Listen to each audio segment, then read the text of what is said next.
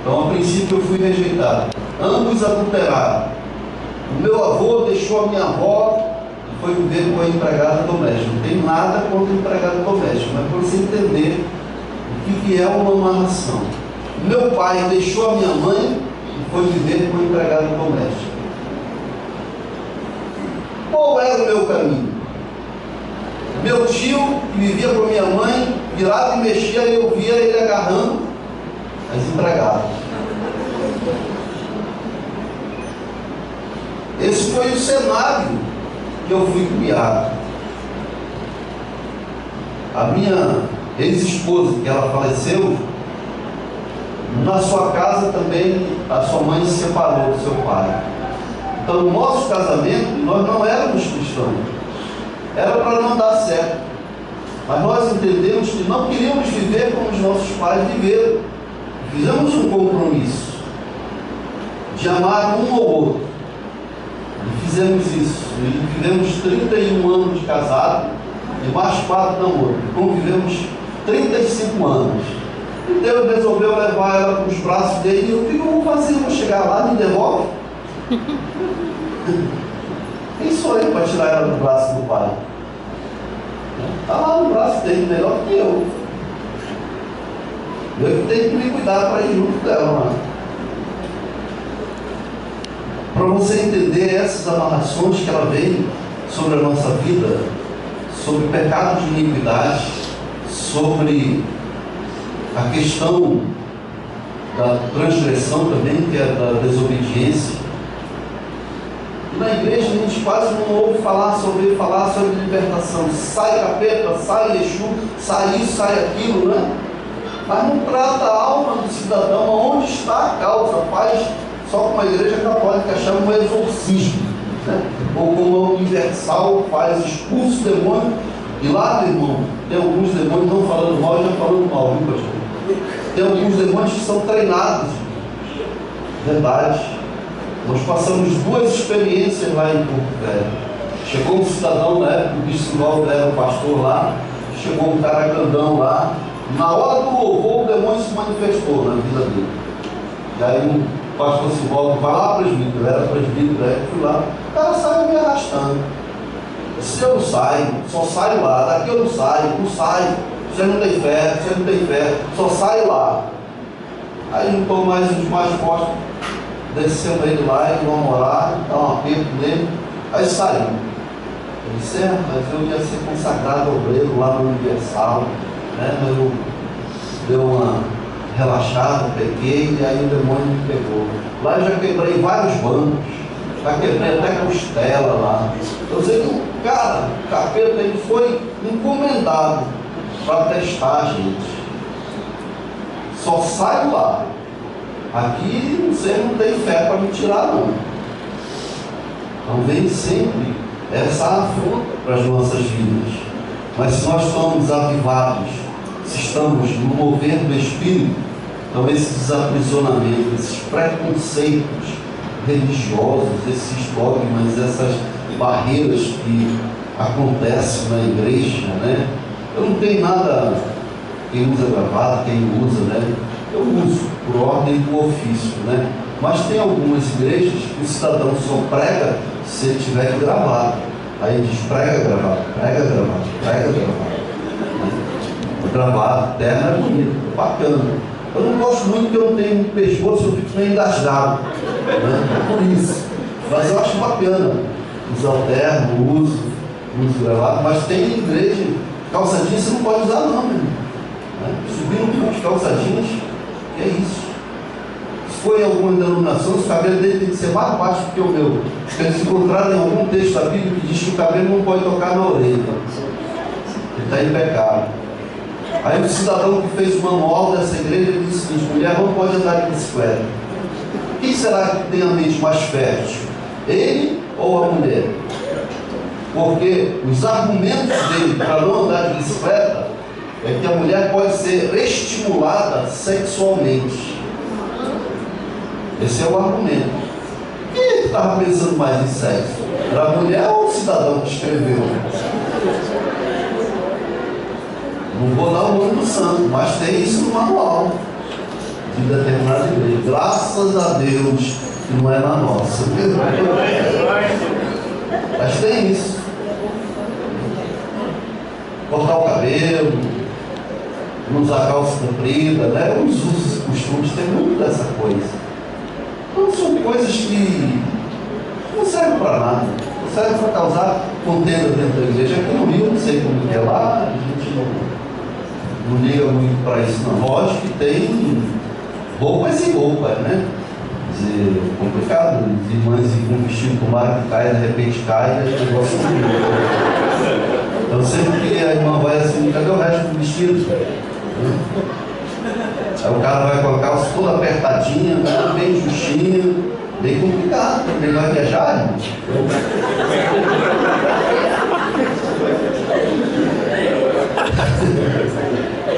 Então tudo tem que ser com ordem e decência. Com ordem e decência. Ativação do governo do Espírito. Estamos encerrando. Se liga agora. Se liga agora. A ativação do governo do Espírito, ela acontece de duas formas. Diretamente por Deus ou através dos filhos de Deus. Diga comigo. O mover do Espírito acontece diretamente por Deus ou um homem e uma mulher de Deus. Amém? Você está pronto para isso? Amém. Aleluia. Está pronto para isso? Amém. Para ser ativado hoje? Amém. Estou com medo. Estou com medo. Sabe por quê? Quando você é ativado, na prática, o que acontece? Você está lá comendo, aí você começa a chorar. Deus está falando comigo mesmo, porque Ele está dizendo: leva a tua comida para o fulano, dá a oferta para o fulano. Ouvindo coisa, irmão. Aí você está lá no trem, chegando, e aí começa a descer a máquina. Começa a chorar. Aí começa a falar de mistério. Não consegue controlar. Você diz: cara, tá doido, sai perto. Aí vai aparecer, porque Deus não vai permitir que isso aconteça para você ser um doido. É porque tem um propósito. Vai chegar alguém perto de você, o que está acontecendo? Aí você vai falar de Jesus. Ele é que cria as oportunidades. Ele é que vai criar as oportunidades. Então, a extravagância de Deus, ela começa a acontecer na nossa vida. Você está bem dirigindo o seu carro, e aí você começa a orar, começa a chorar, o cara do lado. Esse cara é doido. Aí às vezes você tem que parar para não causar acidente. Aí de noite, às vezes, não consegue dormir, você está com insônia, ou com pressentimento, alguma coisa ruim, um negócio, tomar um calmante, tomar um suco de maracujá bem forte, e toma e não dorme. E o Espírito Santo fica só cutucando: vai orar, vai orar, vai orar, vai orar, vai orar. Enquanto você não conseguir terminar a sua cota de oração durante o dia, o Espírito Santo vai te incomodar. Cada um de nós temos uma cota de oração. Pode ser 10 minutos, 1 hora durante o dia. Tem dias que, quando eu não alcanço a minha cota, eu não consigo dormir. Eu sou bom de cama. Eu deitei, eu tenho a paz de Cristo. Aleluia. Já vou dormir. Porque antes eu levava 1 hora para dormir quando não tinha Jesus. E rolava de um lado para o outro. E agoniado. Hoje não. Eu deito tudo, porque a noite foi feita para dormir, eu tinha Jesus para descansar. Eu estou preocupado. Traga o teu caminho ao Senhor e mais Ele fará. Eu oro por dormir. Confio no Senhor. Senhor, meu pastor, em nada. A gente não vive isso. Está agoniado, o pavio está curto. Coloca na mão de Deus e vai comigo, vai ver que teu pau vai crescer, vai ficar longo, você vai ter paciência, vai suportar o seu irmão e a sua irmã. Amém. Só vem dessas duas formas, mover do Espírito. Será se existe isso? Então vou te mostrar na Bíblia. Em Números capítulo 11, no verso 16 ao verso 17, quando Moisés escolheu os 70, Deus derramou sobre eles, tirou parte do Espírito, parte do conhecimento dele e colocou sobre os 70.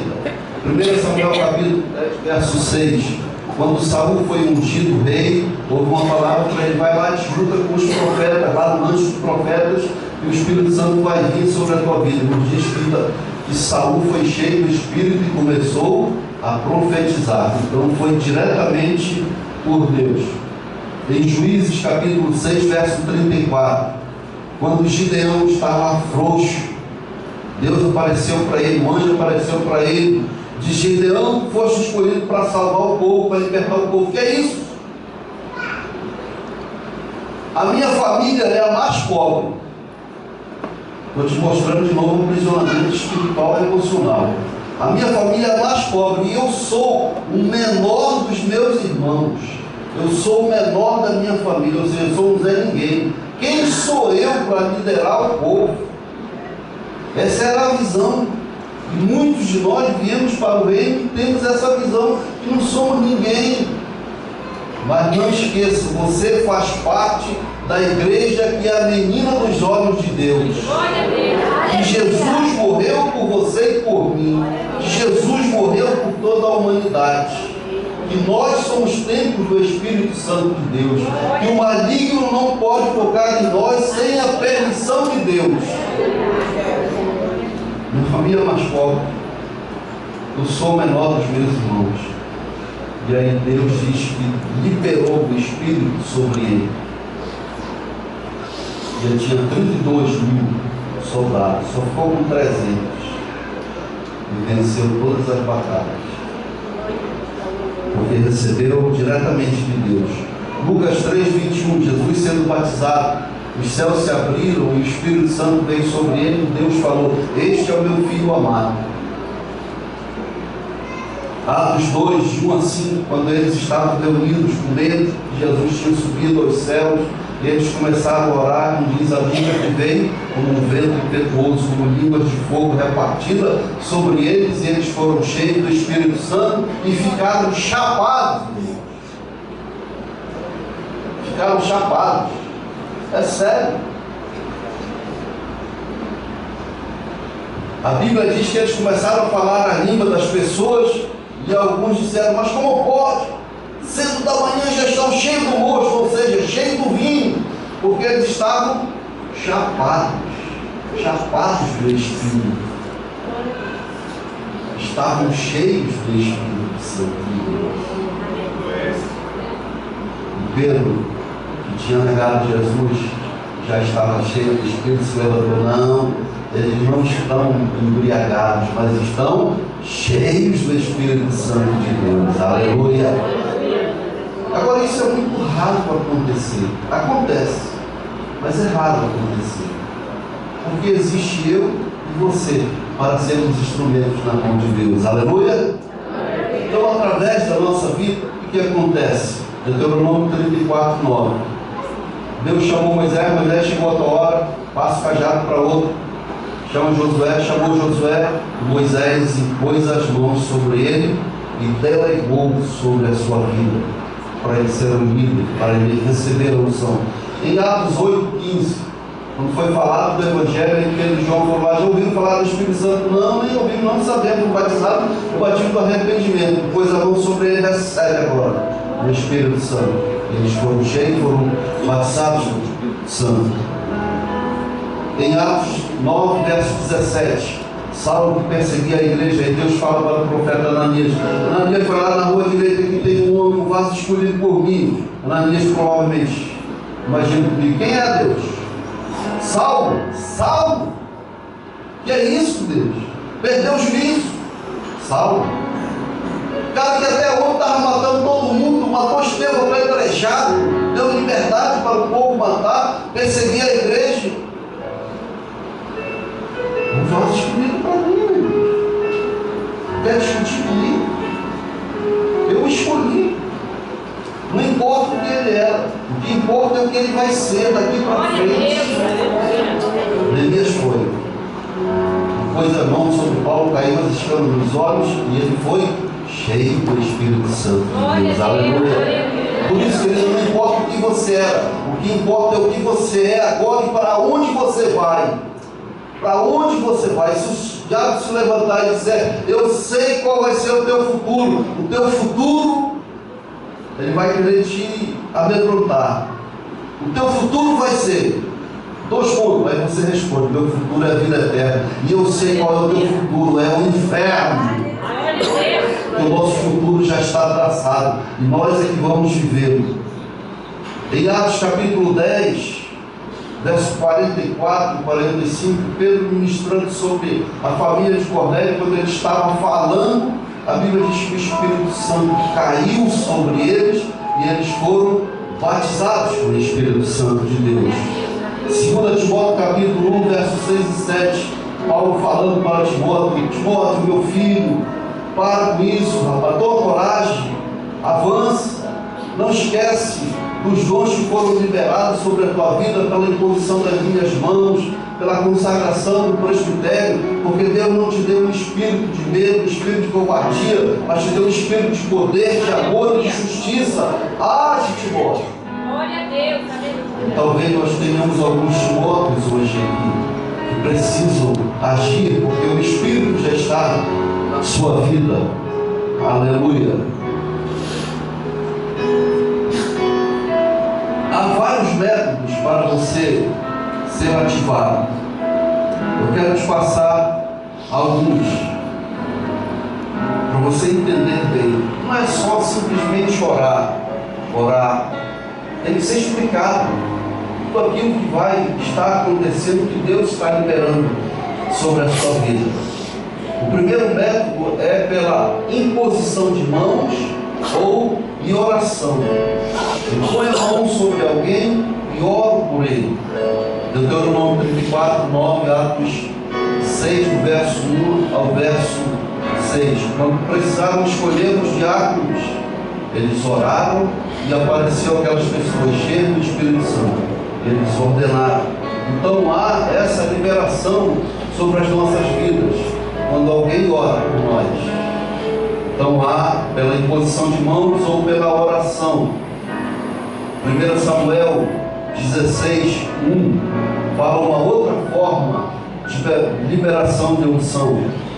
Quando Davi foi ungido rei, então foi com o óleo, derramou o óleo sobre a cabeça dele.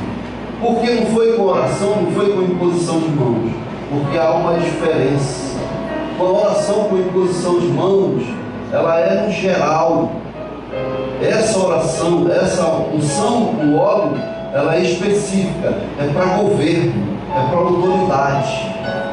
Por isso que Samuel não colocou apenas as mãos sobre Davi, mas ele derramou o óleo, porque naquela época dava a autoridade para ele, de rei. Ele foi ordenado, foi consagrado como rei. Na igreja também a gente faz isso, né, pastor? Quando o diácono vai ser consagrado, se coloca o óleo na cabeça dele, o pastor também, porque há uma autoridade de governo, é uma unção específica para determinada situação. Uma outra forma de liberação de unção é pela palavra. Se eu estou liberando a palavra, você está recebendo. Então aquele que recebe, a unção está fluindo sobre a sua vida. A unção de sabedoria está fluindo sobre a sua vida. Nesses dias daqui para frente, quando você começar a estudar a Bíblia, você vai ver coisas que você não entendia, você vai começar a entender. Vai sair dessa rotina, dessa mesmice, de ler a Bíblia, de meditar na Bíblia e só entender aquilo. Senhor, meu pastor, nada me faltará. Mas que Senhor é esse? O que é que vai faltar? O que é que não vai faltar? É trazer as coisas do mundo espiritual para o mundo natural. Então, quando Jesus pregava, ele pregava através de parábolas.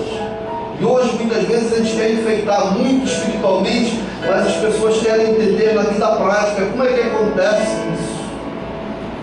Eu te mostrei hoje, a ativação espiritual é você ligar.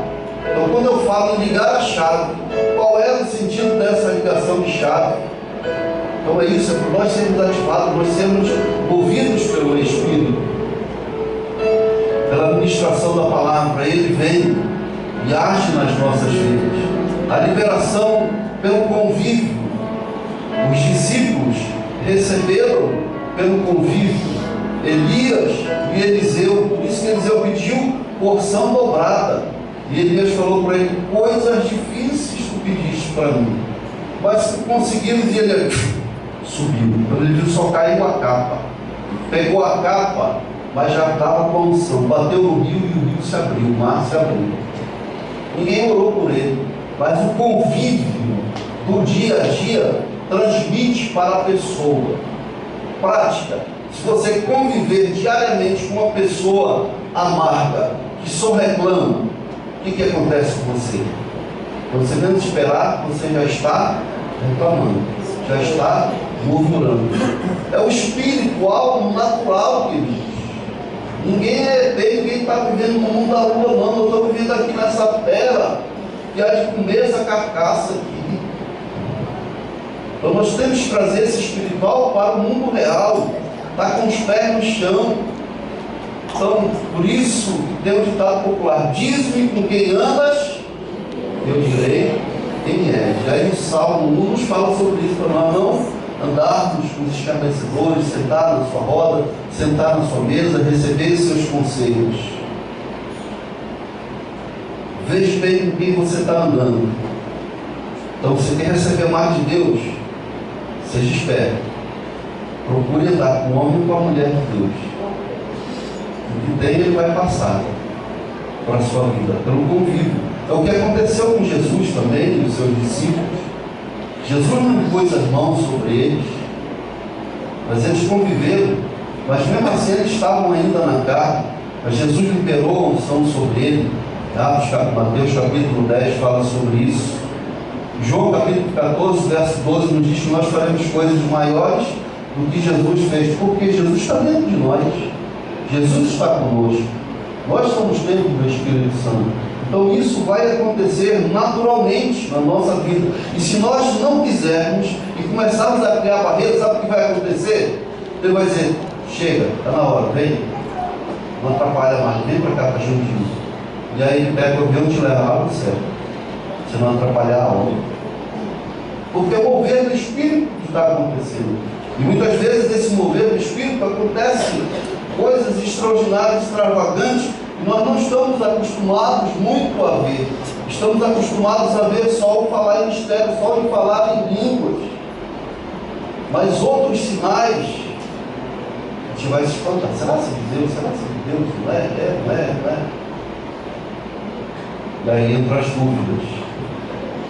A liberação por Deus, ela é muito mais difícil de acontecer. Mas acontece. Eu fui batizado com o Espírito Santo. Eu queria muito. Eu estava sozinho em Manaus, falo dos amazonenses, tinha ido fazer um curso. E disse: hoje eu não vou para o curso, vou ficar em casa. Eu tinha muita fome de Deus mesmo. 60 dias eu lia a Bíblia, novo convertido. Saía nos ônibus distribuindo folheto, esse negócio, você imagina. Oração de jejum, 2 dias logo de jejum. Nada ia acontecer. Mas chorar igual uma criança. Pegava o microfone e já estava chorando. Chora. Estava tomando banho, sozinho. E aí o Espírito veio sobre mim e liberou o batismo do Espírito Santo. Liberou o batismo do Espírito Santo. Não importa aonde você está, se você quiser, Deus está em você. Vai acontecer na sua vida. O problema é que na igreja, de um modo geral, tem que criar um clima. Tem alguns até que apagam a luz. Tem alguns não é piano não. É só harpa, só órgão. Aí acaba virando um mantra. Coisa de monge. É um misticismo que começa a entrar. Não é nada disso. Já vi gente sendo batizado quando está ministrando, correndo, pulando. Ele vem soltando sobre os montes. O que importa é se você quer ou se você não quer. Se você quer ou se você não quer. O agir de Deus é para esses dias. A Bíblia fala em Apocalipse 11:3, encerrando. Deus vai levantar as boas testemunhas. Não vou discutir teologia. Uma corrente teológica acha que Moisés e Elias vão ressuscitar de novo, vai vir. Aí eu entendo que isso seria espiritismo, encarnação, reencarnar. Mas na realidade, são dois moveres que vão acontecer, que já estão acontecendo na igreja, que se chamam mover apostólico e mover profético. Que é o mover de Moisés, que aconteceu com Moisés, e o mover que aconteceu com Elias. O mover apostólico, ele é para a igreja ser tratada, ser curada, receber a sensibilidade do Espírito Santo. O mover profético também é para a igreja, para voltar-se para o Senhor, mas ela é mais voltada para fora, porque vai levantar a igreja com esta unção para chegar diante dos governantes e fazer como Elias fez. Vamos agora ver quem é o Deus. Quem é o Deus deste mundo? Traz as tuas ofertas e começa a consagrar, e o fogo desce. E aí diz: agora eu vou fazer a minha. Jesus, desce fogo, consumiu. E aí nós vamos chegar a esse nível. Chegar com o presidente, o governador, o prefeito, com as autoridades. Deus manda dizer para você: para. Você não se render, não entregar o governo a ele. Vou dizer popularmente: você está ferrado, você está fudido. Entrega o governo a ele.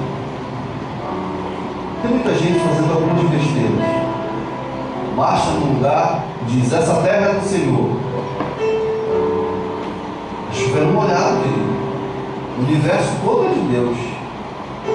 A Bíblia diz que os confins tudo é dele. Essa terra agora é nossa. Eu tenho que tomar posse. Como é que é tomar posse? Eu viver o reino, amigo. Eu viver o reino. Ser diferente. Fazer a diferença. Aí as coisas vão acontecendo. E esses dois moveres já é uma realidade no nosso meio. Já é uma realidade no nosso meio. Mas a gente precisa buscar mais para ter essa sensibilidade. Se você está disposto a isso, a esse exagero de Deus, a viver o sobrenatural, fique em pé. Fique em pé.